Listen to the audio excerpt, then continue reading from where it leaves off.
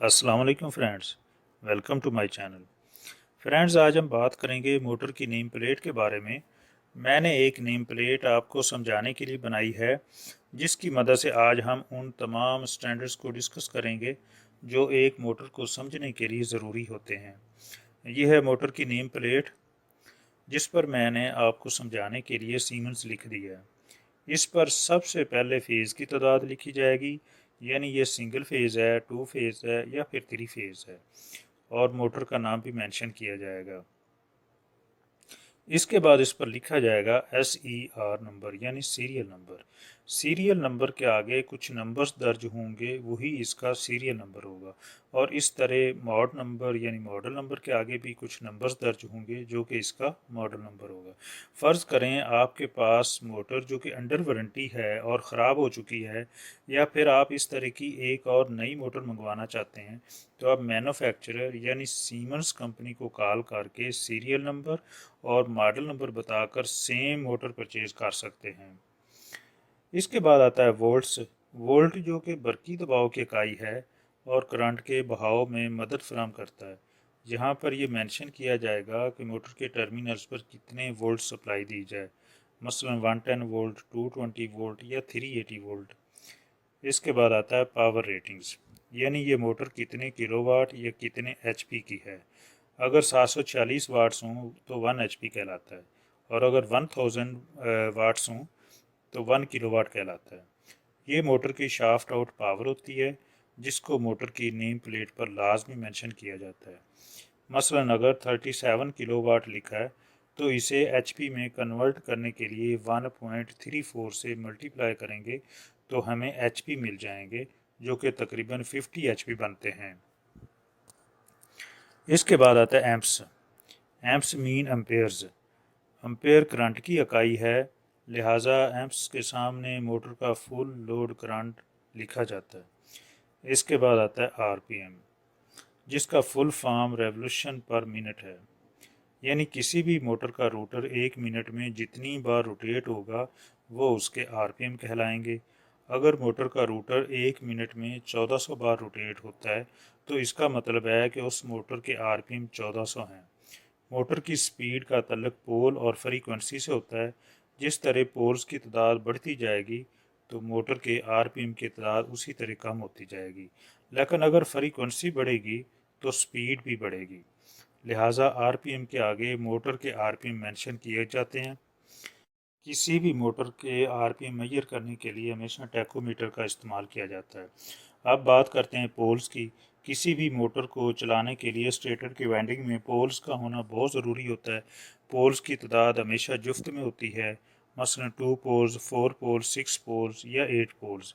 जैसे जैसे पोल्स की तादाद बढ़ेगी, आरपीएम डाउन होते जाएंगे, और अगर पोल्स की तादाद कम होगी तो आरपीएम की तादाद बढ़ती जाएगी। यानी 2 पोल्स की मोटर के 2800 आरपीएम होंगे, और अगर मोटर 4 पोल है तो आरपीएम 1500 हो जाएंगे, और अगर मोटर 6 पोल की है तो आरपीएम 960 होंगे। पोल्स के आगे मोटर के पोल्स की तादाद मेंशन की होती है। अब बात करते हैं हर्ट्ज की, जो कि फ्रीक्वेंसी की इकाई है।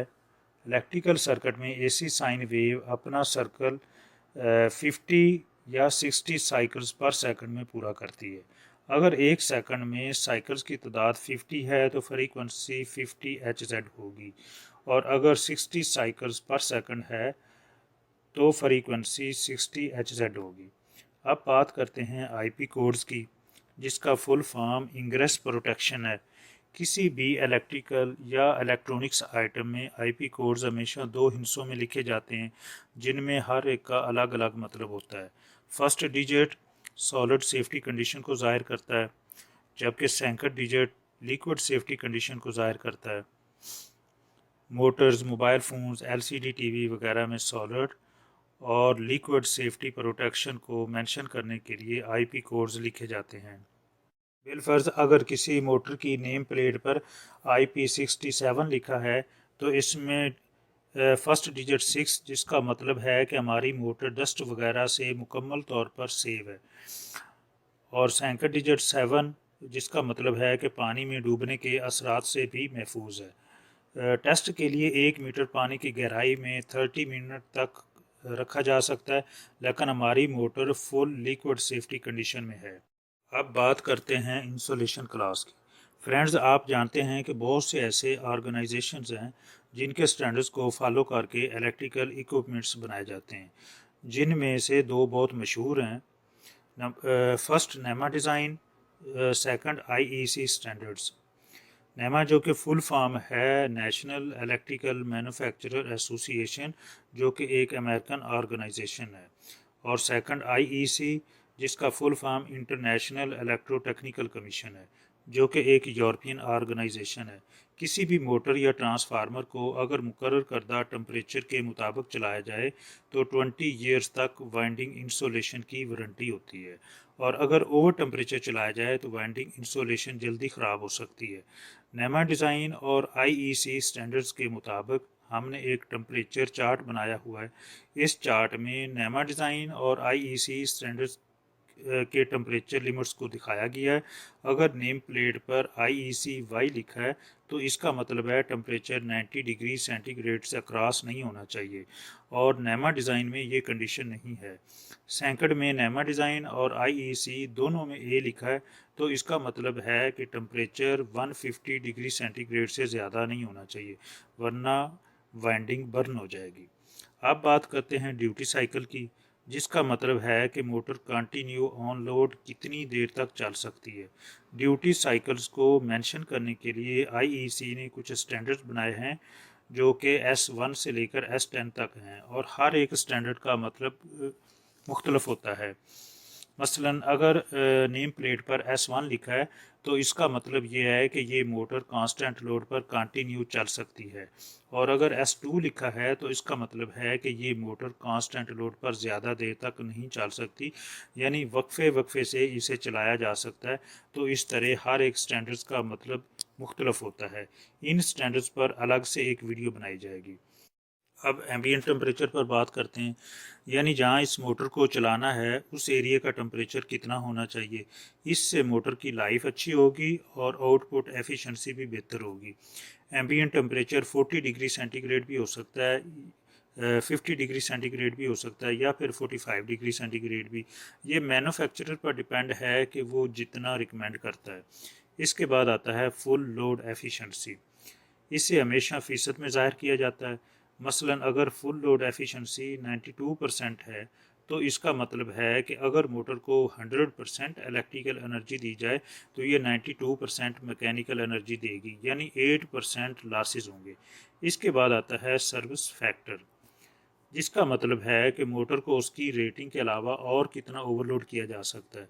फ़र्ज़ करें मोटर रेटिंग 20 HP है और सर्विस फैक्टर 1.30 है, तो इसका मतलब है कि हम मोटर पर 26 HP तक लोड डाल सकते हैं, यानी 26 HP तक लोड डालने पर ना ही वाइंडिंग टेम्परेचर बढ़ेगा और ना ही मोटर की एफिशिएंसी डाउन होगी।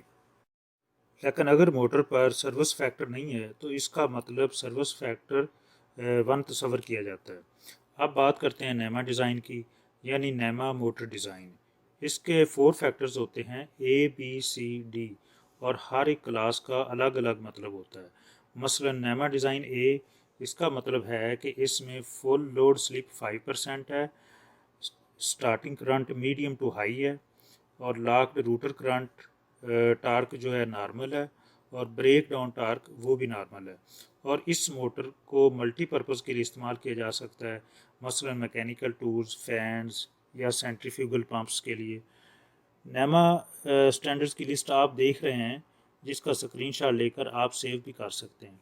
इसके बाद आता है LRA, यानी लॉक्ड रूटर करंट। जब मोटर को सप्लाई के साथ कनेक्ट करते हैं तो मोटर का रूटर दोहरा खींचा जाता है, तो इस दौरान जो इंग्रेसिव करंट होता है इसको हम लॉक्ड रूटर करंट कहते हैं।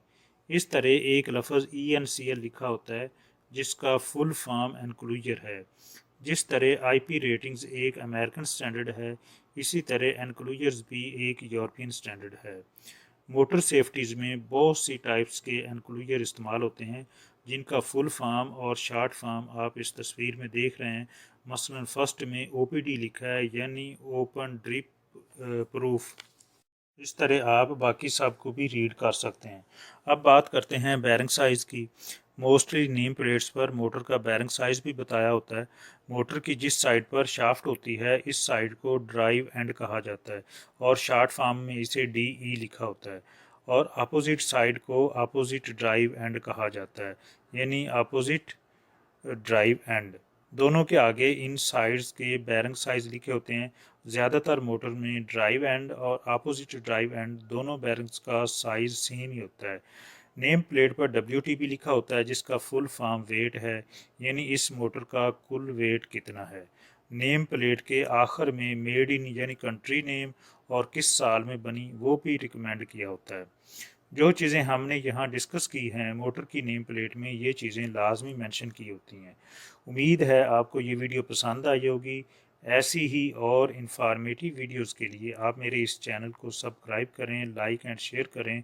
मिलते हैं नेक्स्ट वीडियो में एक न्यू टॉपिक के साथ। तब तक के लिए खुदा हाफिज़।